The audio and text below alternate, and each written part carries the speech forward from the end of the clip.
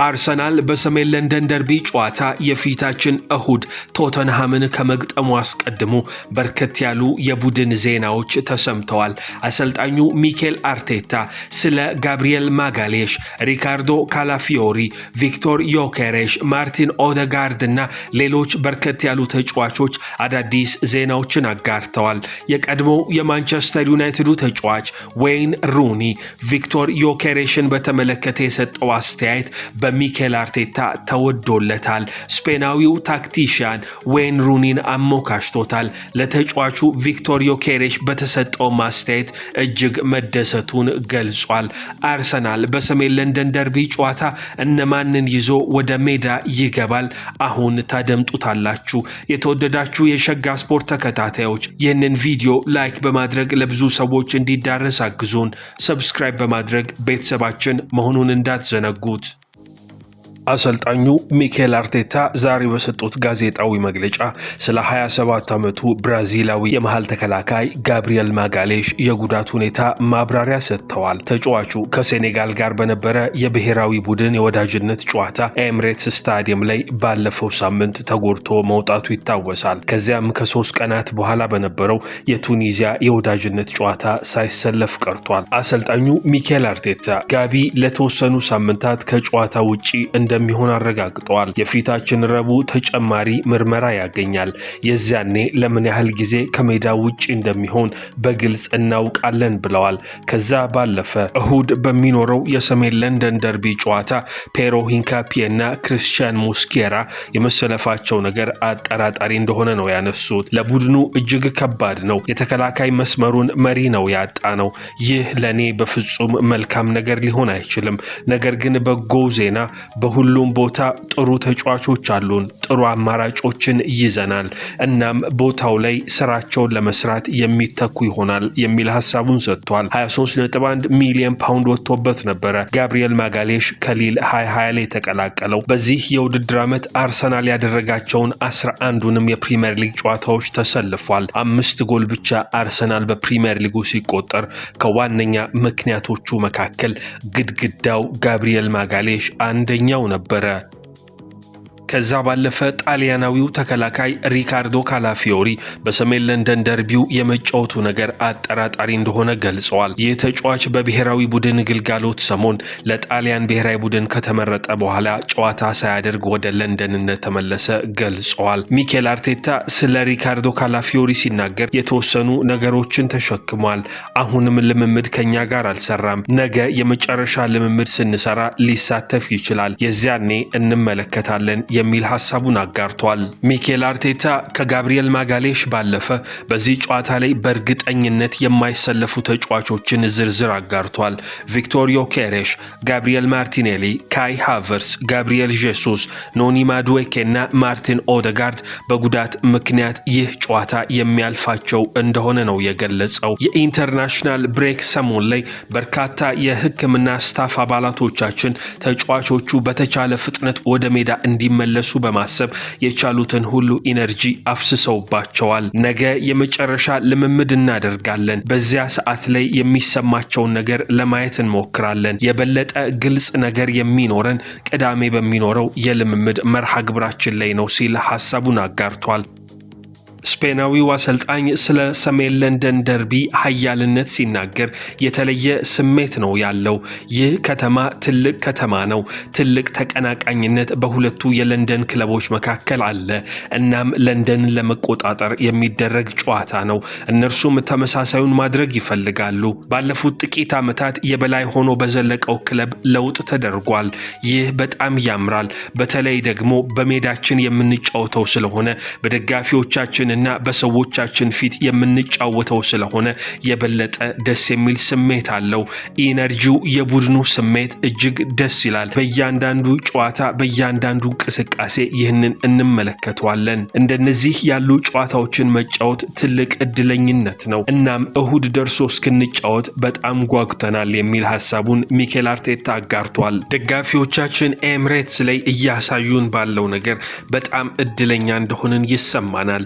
ለእያንዳንዱ ኳስ መሻማት አለብን፣ ስሜታችንን ማሳየት ይገባናል፣ የዚህኔ ለውጥ ይፈጠራል የሚል ሐሳቡን አሰልጣኙ ሚኬል አርቴታ ከጨዋታው አስቀድሞ ተናግሯል። ይህ ጨዋታ ኢሞሽናል ያደርጋል፣ ነገር ግን በጣም ኢሞሽናል መሆን የለብህም፣ ራስን መቆጣጠር አለብህ የሚል ሐሳቡንም ሲሰጥ ተሰምቷል። የዩቲዩብ ተከታታዮች ሰብስክራይብ በማድረግ ቤተሰብ መሆን እንዳትዘነጉ፣ ላይክ እና ሼር በማድረግ ለሌሎች እንዲዳረስም አድርጉ።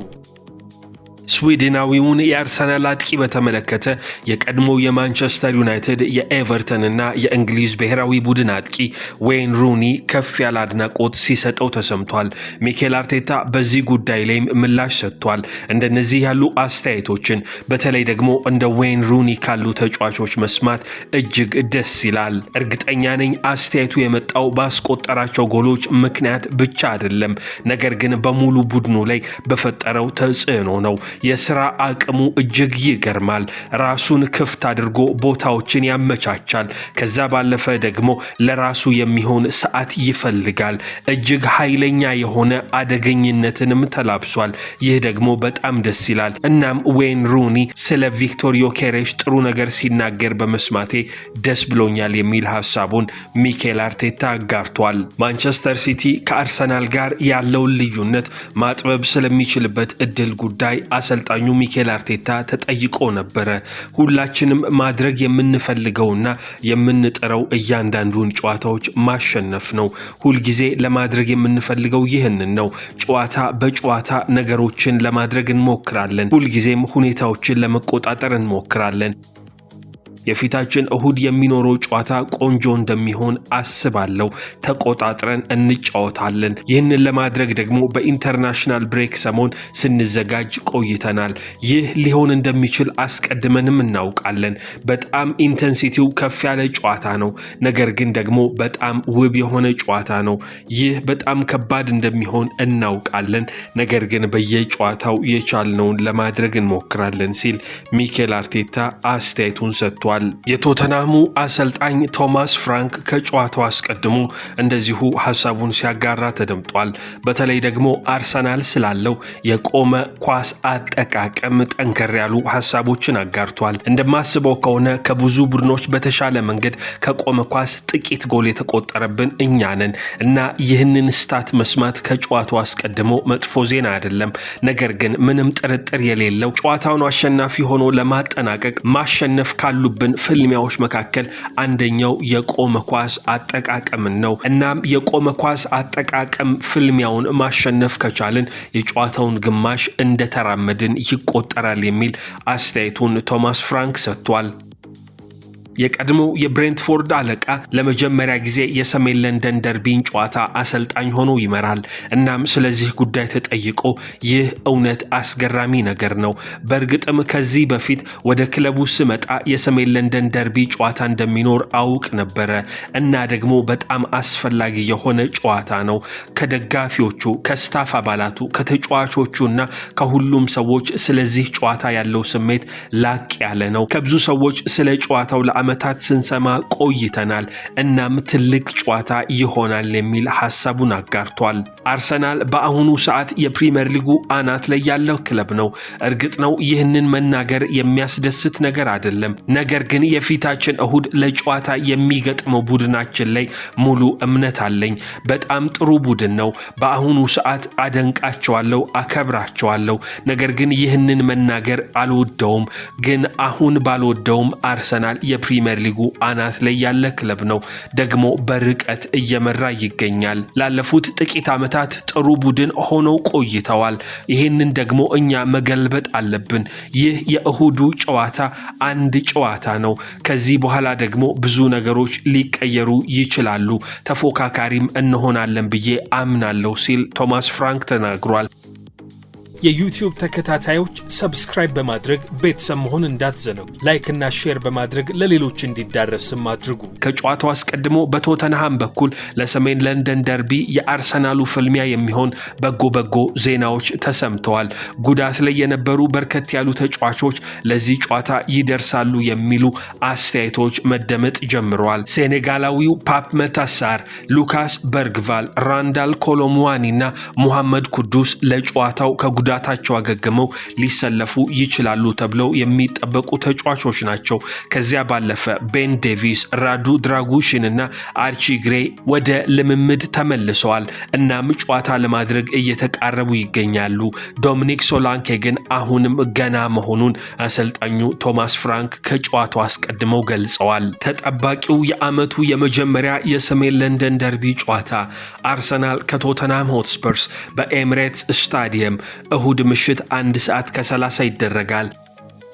የተወደዳችሁ የሸጋ ስፖርት ተከታታዮች የጨዋታ ግምታችሁን በሀሳብ መስጫ ሳጥን ላይ አጋሩን።